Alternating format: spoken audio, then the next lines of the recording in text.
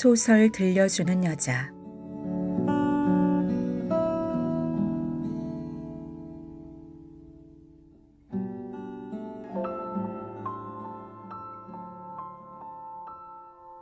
빈센트 반 고흐. 태양을 보다.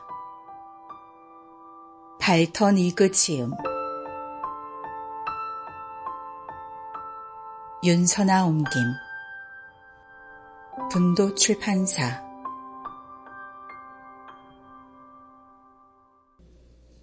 빈센트는 스케치로 시작했다. 네덜란드에 사는 동안 그가 그린 스케치들은 예술적 입장에서 볼 때 모든 반론을 견뎌낼 만한 작품들은 아니었다. 그렇다고 이 작품들의 가치를 부정하거나 아마추어적인 작품이라며 깔보는 것은 부당하다. 이 작품들에서 이미 후기에 펼쳐질 예술이 싹트고 있었다.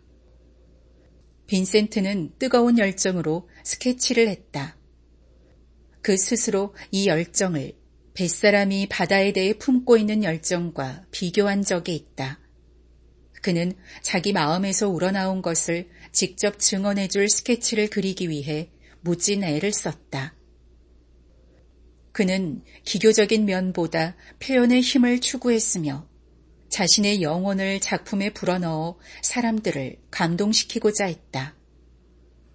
스케치가 그를 삶과 연결시켜 주었다. 어떻게 그런 일이 일어날 수 있는지 자신도 몰랐다.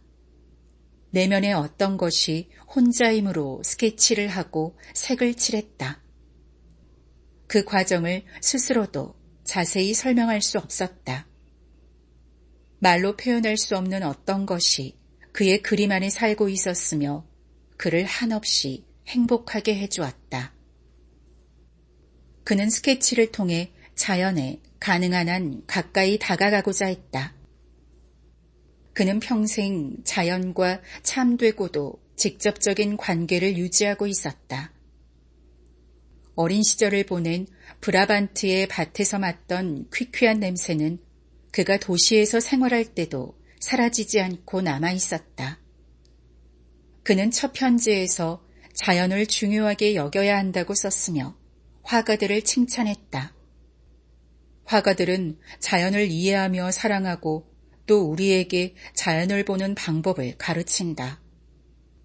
스케치를 하고 싶은 억누를 수 없는 열망이 터져나왔을 때 그는 자연과 성실한 화가는 근본적으로 일치한다는 사실을 발견했다. 그는 자연을 직시하기 위해 열성을 다했다. 우리가 귀 기울여 들어야 할 것은 화가의 언어가 아니라 자연의 언어다. 결코 자연을 거역하는 행동을 해서는 안 된다고 빈센트는 주장했다. 그는 분명 자연과 에로스적 관계를 맺고 있었다. 빈센트는 농부들의 삶을 온 마음으로 사랑했다. 그는 땅속 깊이 뿌리 내렸으며 흙에서 한 번도 멀어지지 않았다. 브라반트의 농부들을 그린 그림들은 농촌 생활과의 이 결속을 바탕으로 한 것이다. 건강하고 힘센 농부들은 현대의 퇴폐를 밟고 우뚝 솟아오른 기념비와 같다. 농부들을 그릴 때는 그들 중 한 사람이 되어 그들처럼 느끼고 생각하면서 그려야 한다. 사람이 완전히 다른 사람이 될 수는 없는 노릇이니까. 나는 농부들이 그들만의 세계를 이루고 있고 배운 사람들의 세계보다 여러 관점에서 더 낫다는 생각을 자주 한다. 이들의 위대한 단순함, 소박함과 진지함은 쉽게 조급해하고 향락에 빠져 헤어나오지 못하는 뿌리 잃은 대도시인들과 대조를 이룬다. 빈센트는 농부들이 진정한 삶의 자세를 체현하는 사람들이라고 생각했다. 그들이 현 존재의 실질적인 권세와 살아 움직이는 관계를 맺고 사는 사람들임을 확인했다. 빈센트는 동시대인들을 바로 이 원초적인 농부들의 세계로 이끌고자 했으며 원초적인 삶이란 어떤 것인지 짐작이라도 할 수 있게 해주려고 노력했다. 그는 이 일에 뛰어들었고 일하는 농부들의 세계에서 뒹굴었으며 그들의 내면에서부터 그려내고자 했었다. 그는 농부들을 미워하지 않았으며 어둡고 우울하게 묘사했다. 그럼에도 그의 그림들에서는 이상한 빛 하나가, 어둠을 밝히는 작은 빛 하나가 비치고 있다. 그에게는 농부들과 땅이 하나였다. 농부들을 형이상학적으로 묘사하는 것이 얼마나 어려운지 빈센트는 생생하게 느꼈다. 얼핏 농부와 넉마주의를 그리는 일보다 더 쉬운 일은 없는 것처럼 여겨지겠지. 그러나 보통 사람만큼 그리기 어려운 소재는 미술에 없다. 눈에 잘 띄고 독특한 것이 아니라 평범한 것이 항상 가장 어렵다. 빈센트에 따르면 화가들은 그때까지 이 문제에 주목하지 않았다. 특히 미술학교 출신 화가들이 그랬다. 농부들을 보는 법을 배운 적이 없었으며 농부들의 모습을 제대로 그려낼 수 있는 사람은 전무했다. 너에게 묻겠다. 옛 네덜란드 화파 가운데 땅 파는 농부나 씨 뿌리는 농부를 그린 그림을 한 점이라도 보았느냐? 옛 화가들이 노동자를 그리려고 시도한 적이 있었느냐? 벨라스케스가 물 나르는 사람을 그리면서 혹은 서민들을 그리면서 이를 시도했느냐? 아니다. 옛날 그림들에 묘사된 인물들은 노동을 하고 있지 않다. 일하는 농부를 그리는 일은 본질적으로 현대적이다. 이것은 현대 예술의 핵심이기도 하다. 고대 그리스인들, 르네상스 화가들, 그리고 옛 네덜란드 화파도 하지 않은 일이다. 자기가 처음으로 일하는 농부를 그렸다는 빈센트의 주장을 실제로 반박하기는 힘들다. 농부들을 사실주의적으로 묘사하여 농부들의 브리헐이라는 별명을 얻은 브리헐의 그림을 보면 그가 농부들의 삶에 어느 정도 호감을 가지고 있었음을 짐작할 수 있다. 그러나 브리헐은 우악스러운 농부들의 모습을 자주 풍자적으로 묘사했으며 농부들의 조야한 태도를 강조했다. 농부였던 장 프랑수아 밀레가 빈센트의 유일한 선구자라 할 수 있다. 소박한 참 인간이었던 밀레는 노동의 아가를 그려내고자 했다. 그는 저녁 종이 울리자 두 손을 모으고 경건하게 기도하는 농부들을 그림으로써 조상들의 참 신앙을 보존하려고 애썼다. 그는 노동의 종교를 그리고자 했다. 그렇기 때문에 그의 작품에서는 윤리적, 사회적 파토스가 흘러나온다. 릴케는 이를 본능적으로 감지했다. 밀레가 그리는 농부들은 몇몇 주요한 동작을 하고 있는데 조용하고 단순하고 땅에 이르는 가장 빠른 방법을 보여주는 동작이다. 욕심 많고 늘 초조한 도시인들도 이 느릿한 농부들에게 고귀함을 느낀다. 어떤 것과도 화합하지 못하는 도시인은 농부들에게서 자연과 가깝게 살아가는 존재들을 본다. 그렇다. 도시인은 농부들에게서 영웅을 보는 경향이 있다. 자연이 도시인에게 그러하듯이 농부들에게도 가차없고 냉담한데도 농부들은 자연과 가까이 살아가기 때문이다. 밀레가 그린 농부들은 시골 풍경 속에 살고 있다. 그는 19세기에 진정한 화가 가운데 한 사람이었다. 밀레의 가치는 누구보다 빈센트가 확실히 알고 있었다. 그에게 밀레는 항상 믿음의 인간이었다. 빈센트는 밀레를 엄청난 예술가로 평가했으며 그를 본받으려고 많은 노력을 기울였던 것 같다. 빈센트는 농부들의 종합을 제시했던 밀레를 능가할 생각은 꿈에도 하지 않았다. 그에게 밀레는 물리쳐야 할 경쟁자가 아니라 그리스도의 가르침을, 그리고 작품의 복음을 담은 고귀한 예술가였다. 빈센트는 아버지 밀레를 누구보다 높이 인정했으며 화가로서의 평가에는 시기심의 흔적마저 찾아볼 수 없었다. 그는 열정적으로 밀레를 사랑했으며 그에 대해 아주 섬세한 감각으로 평가했다. 빈센트는 여러 편지에 화가들에 대해 상세하게 서술했는데 어떻게 하면 농부를 참되게 인식하느냐를 물었던 빈센트는 밀레의 전처를 의식적으로 피했다. 이는 밀레와 비슷한 노력을 했음에도 빈센트가 다른 안목을 지녔음을 증명한다. 물론 빈센트도 밀레처럼 자연을 기도하는 마음으로 바라보려고 노력했다. 거기다가 개신교도 특유의 진지함으로 밀레의 이 노력에 강도를 더했다. 빈센트는 사랑하는 자세로 마음에 품은 경외감을 한 번도 잃지 않았다. 바로 이것이 그가 다른 극단으로 떨어지지 않으면서도 밀레와는 정반대로 농촌 삶의 어두운 면을 그려낸 바탕이었다. 빈센트는 농촌 생활을 미화하지 않고 묘사하며 실제 안으로 들어가려는 그의 길에서 엄청난 진전을 보았다.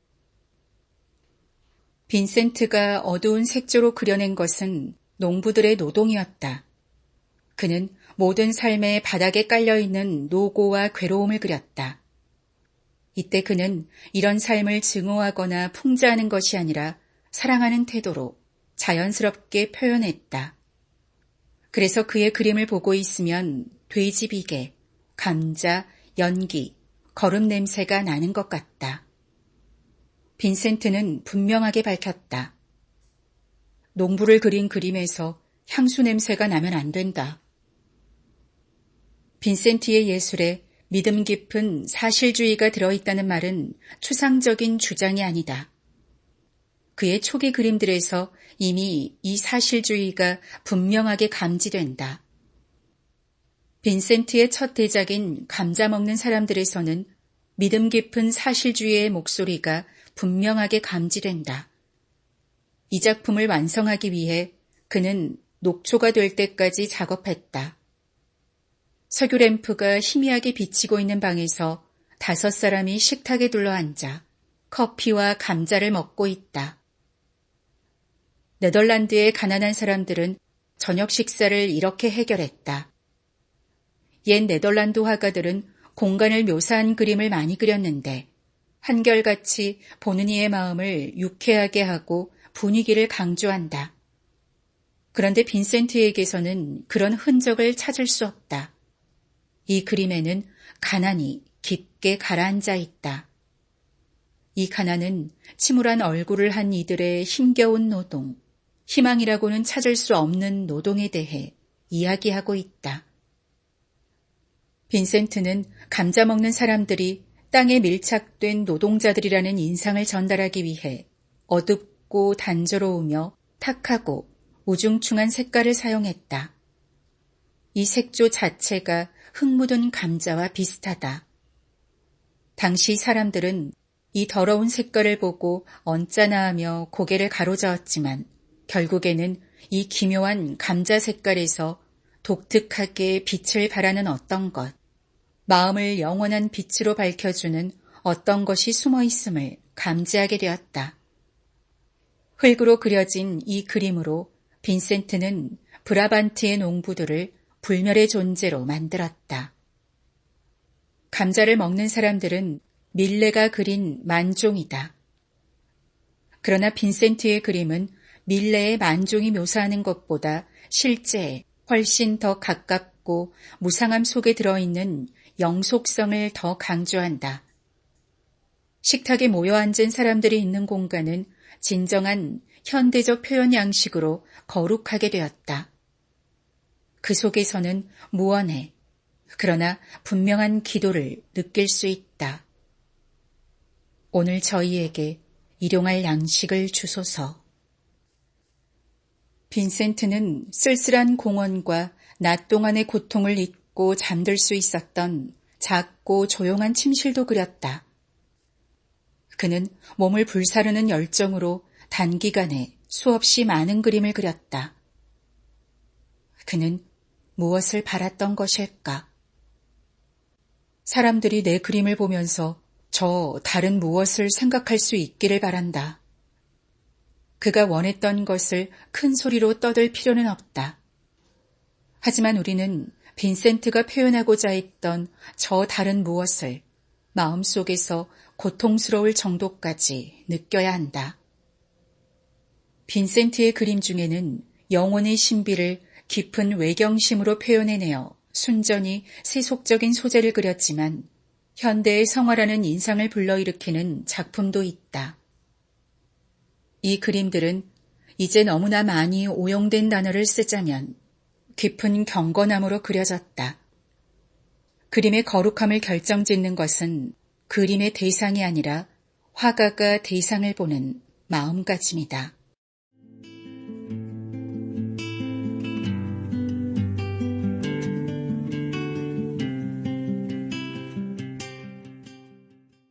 빈센트가 태양을 대하는 자세는 유별났다. 그는 관습적이고 통상적인 관념으로 가둘 수 없는 사람이다. 완전히 충전된 인간으로 자처했던 이 화가는 틀에 맞출 수 있는 사람이 아니었다. 거칠고 세찬 성격을 타고난 그는 아른대는 작은 햇빛 한 줄기를 포착하는 것만으로 만족하지 않았다. 그는 그 이상을 바랐으며 태양 자체를 원했다. 그는 구름에 가려지지 않은 온전한 태양을 보고 싶어 했다. 의학적 관점에서 빈센트가 정신착란에 빠졌다는 근거가 있다. 이를 부인할 수는 없다. 그러나 빈센트의 발병에 대한 의사들의 의견은 일치하지 않았다. 정신병에 대한 당시 의학 수준을 고려할 때 놀랄 만한 일은 아니다. 의학계에서는 오늘날까지도 빈센트가 정신분열증 환자였는지 아니면 간질병을 앓았는지에 대해 논쟁하고 있으며 의학자들은 정신의학에 근거해 추측과 가정만 할 뿐이다. 빈센트의 발병을 다른 측면에서 볼 필요도 있다. 형이상학적 해석은 의학적 견해와 본질적으로 다르다. 종교적 관점에서 볼 때 빈센트의 정신착란은 니체의 정신병과 다르다. 빈센트가 눈멀게 된 것은 그가 바라본 빛이 너무 강했던 탓이다. 니체가 빠진 정신적 암흑 상태는 허무주의에 근거를 두고 있지만 빈센트가 눈멀게 된 것은 그가 바라본 빛이 너무 강했던 탓이다. 그의 성스러운 고난이 드러나는 양상도 전혀 달랐다. 정신병 환자 대부분에게서 보이는 인격 파괴가 빈센트에게는 일어나지 않았다.